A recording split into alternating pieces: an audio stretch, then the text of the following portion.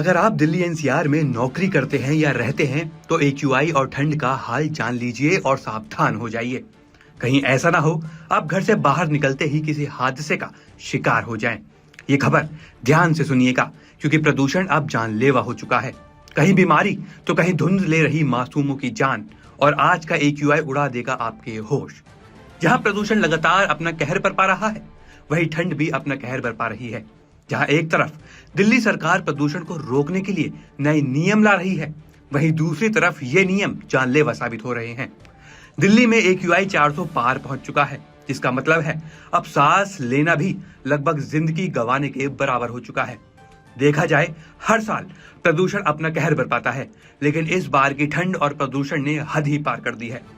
लोगों को धुंध की वजह से देखने में परेशानी हो रही है।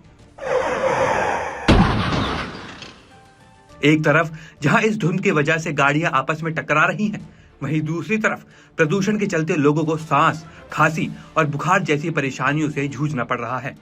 अब जरा एक बार प्रदूषण का हाल जान लीजिए।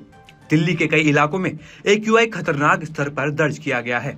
आनंद विहार में एक्यूआई 404, बवाना में 408, नरेला में 418, मुंडका में 401, डीटीयू में 400 और पंजाबी बाग में 380 के आसपास दर्ज किया गया। ओखला फेज 2 में एक्यूआई 386, नेहरू नगर में 394, अशोक विहार में 392 और अलीपुर में 391 रिकॉर्ड किया गया है।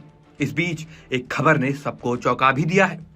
ठंड और प्रदूषण के चलते सड़कें गीली रहने लगी हैं और धुंध बढ़ गया है, जिस बीच सरकार ने छिड़काव अभियान जारी किया हुआ है और यह अभियान अब जानलेवा भी साबित हो चुका है।